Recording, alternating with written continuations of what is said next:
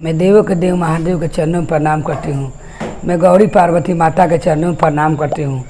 मैं कार्तिक गणेश दोनों भैया के चरणों में प्रणाम करती हूँ। मैं सभी देवी देवता के चरणों में प्रणाम करती हूँ।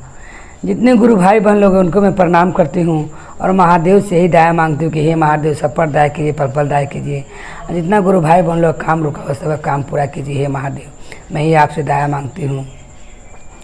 मैं एक पूर्व जन्म के नागिन का कथा सुनाने वाली हूँ।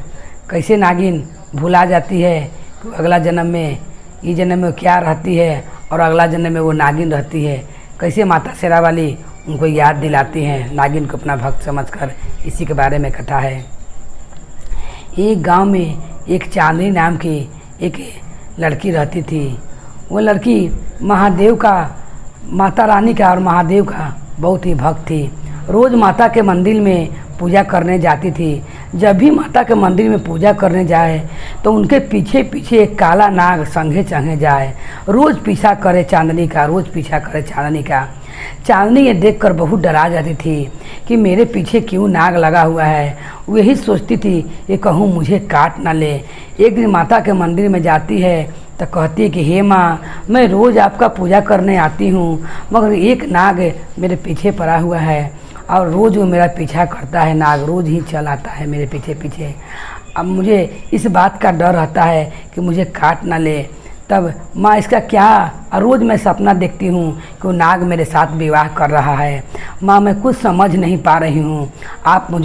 आप मुझको संकेत दीजिए हे माँ। अब मुझे बताने का कृपा कीजिए कि आखिर नाग के संग मेरा क्या रिश्ता है कि मैं रोज़ सपना देखती हूँ कि मेरा विवाह हो रहा है उसके संग। माता रानी को पूजा कर कर, भोग लगा कर, आरती लगा कर चांदनी जाती है और माता को लगे ये बात कह जाती है। माता रानी रात के सपना में चांदनी को याद दिलाने के लिए सपना दिखलाती है कि अगला जन्म में वो नागराज की पत्नी रहती है और एक शिकारी जो रहता है उस जंगल में आग लगाता है। उसी समय दोनों नागराज और नागिन दोनों जल जाते हैं। तो नागराज उस धरती पर दूसरा रूप में जन्म लेता है, वो नाग बन जाता है। धरती पर मनुष्य में जन्म लेता है और फिर नाग में परिवर्तित हो जाता है। आई जो रहती है नागिन वो चांदनी बनकर किन्हीं घर बेटी बनकर वो जन्म लेती हैं। जब ये बात सुनती हैं चांदनी तब बहुत इनका मन विचलित हो जाता है और कहती है कि हे माँ, मैं तो नहीं जानती थी कि मैं नागिन हूँ उस जन्म का, इस जन्म में मनुष्य में मैं जन्म ली हूँ।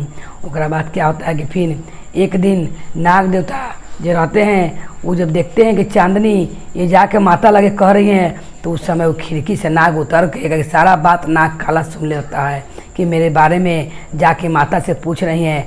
और माता ने कृपा किया है तो सारा बात चांदनी को याद दिला दिया है। उसी समय खिड़की में से उतरता है नाग और आके चौकी पर बैठ जाता है और बैठ के वो मनुष्य में परिवर्तित हो जाता है।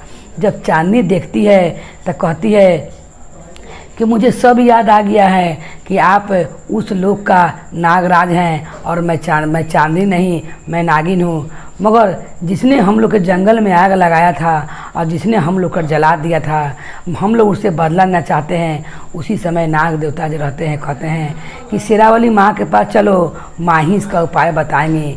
दोनों नाग नागिन शेरावाली माँ के पास जाते हैं और कहते हैं कि हे माँ, जिसने उस जन्म में जंगल में आग लगाया था और सारा जानवर को जलाने की कोशिश किया था, मैं उससे बदला लेना चाहता हूँ। माँ आप कुछ संकेत दीजिए जो ये धरती पर कहाँ है। उसी समय उस जन्म में जो शिकारी रहता है, इस जन्म में वो गांव का मुखिया बना रहता है और वो लोग पर बहुत सितम करता है।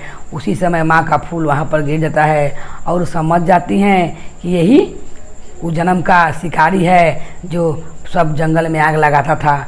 और उसी समय जब चांदनी जाए लगती है माता का मंदिर में पूजा करने, वो मुखिया का मन में पाप समा जाता है और चांदनी के कलाई पकड़ लेता है। तब चांदनी कहती है कि उस जन्म में भी तुमने मेरे संग, मेरे पति के संग गलत व्यवहार किया था, हम लोग के जला दिया था और इस जन्म में भी तुम्हारा मन में पाप है। इसी समय काला नाग आता है और आकर मुखिया के पैर पर डस लेता है। जब डस लेता है तब गांव के लोग जो रहते हैं वो नाग को मारने के लिए खेदने लगते हैं। उसी समय नाग दौड़ा हुआ आता है और चांदनी के पास आता है, फिर खिड़की से आकर मनुष्य में परिवर्तित होता है।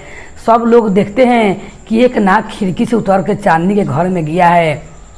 पूरा गांव के लोग दुआरी पर खड़ा होता है और कहता है कि कितना गलत काम ये चाम कर रही है, एक पुरुष के संगे घर में है। और सब लोग उसे पकड़ कर मारने लगते हैं और कहते हैं गांव के लोग कि आज इसको गला के इसको काट ही दिया जाएगा।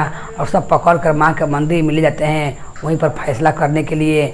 उसी समय दो नाग क्या करते हैं कि फिर वो नाग बन जाते हैं और पीछे पीछे चांदनी के जाते हैं और जौन बड़का तलवार लड़ते हैं चांदी को गला काटने के लिए, उन्हें गोर पर डस लेते हैं।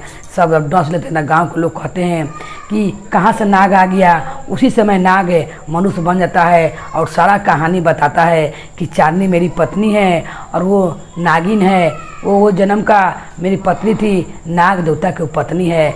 सब लोग सुनकर अचरज करते हैं और चांदनी से क्षमा मांगते हैं और दोनों आदमी नाग नागिन में परिवर्तित हो जाते हैं और हो के माता के चरण में दोनों पड़ी से बढ़ जाते हैं, माता के चरण को स्पर्श करते हैं और उस दिन से वो माता के मंदिर में रह लगते हैं। जितना गांव का आदमी रहते हैं वो माता के संगे संगे नाग नागिन की भी पूजा करते हैं और दोनों नाग नागिन मैया के चरण में रह लगते हैं। सब लोग सबको की पूजा करने आए, माता का जब भी पूजा करे तो नाग नागिन की पूजा करे और दोनों नाग नागिन मैया के चरण के नीचे बैठ जाते हैं। इसी तरह अपन जीवन निमन से नाग नागिन का बीतने लगता है और गांव के लोग भी खुशीपूर्वक अपना गांव में रहने लगते हैं। तो बोलिए देवी माता की जय, भैरव भैया की जय, हर हर महादेव की जय।